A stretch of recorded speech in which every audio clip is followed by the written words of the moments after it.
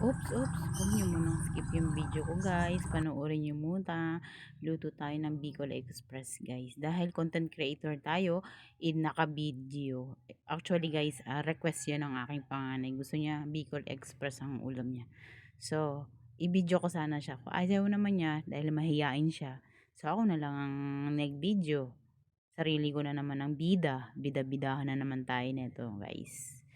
Yan, napresenta naman ako na naman na magluto.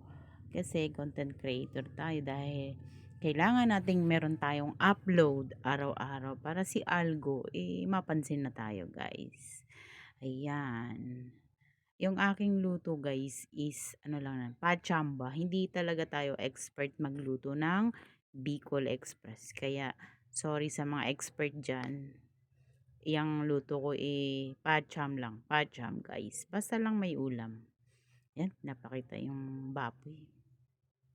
Hiwa muna tayo ng mga rekado. Kagaya ng sibuyas, kamatis, siling haba, luya, at bawang. Yan, nakahiwa na si madam ng baboy. Hatiin lang natin ng kaunti pa, guys, kasi para dumami. Ayan. Dahil madami kaming kakain. So, share-share lang din. Oh, 'di ba?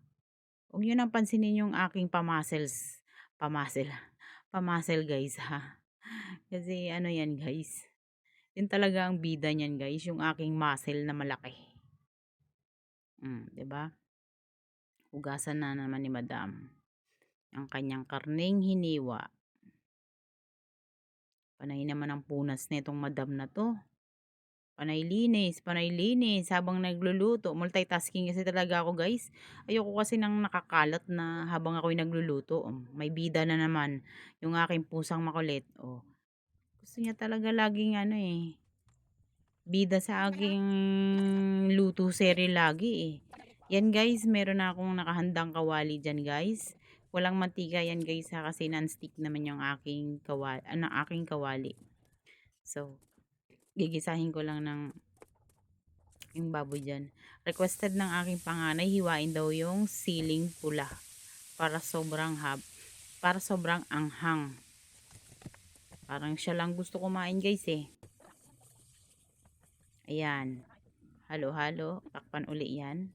Nag-hi pa yung aking pusa at saka yung aking anak ko. Sabi ko, hi sa vlog ko. Ay, vlog. May pa-vlog si madam.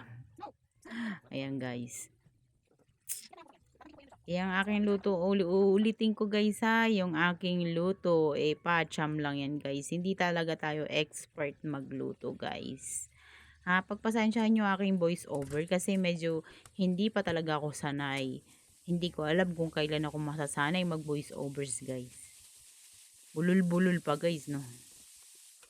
Yan, halo-halo, konti. Takpan una.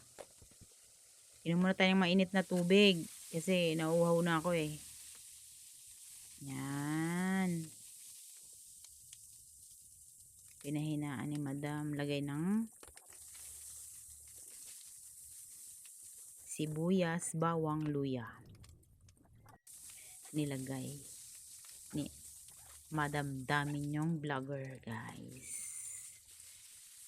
Ayan guys, nilagay na ang kamatis at saka siling haba.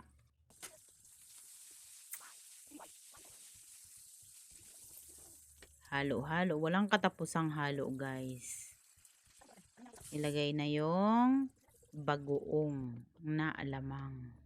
Na binili lang namin yan guys sa tindahan. Wala talaga kaming... yan na naman yung aking pusang pabida. Gusto lagi bumibida sa aking video. Nilagay na yung siling pula guys. Yan. Halo-halo. Halo-halo. Mga ilang minuto pa guys. Bago natin ilagay yung Coco Mama. Coco Mama, baka naman. Yan, yan. Halo-halo. Halo. Ang haba ng aking video for today's guys. Sobrang haba.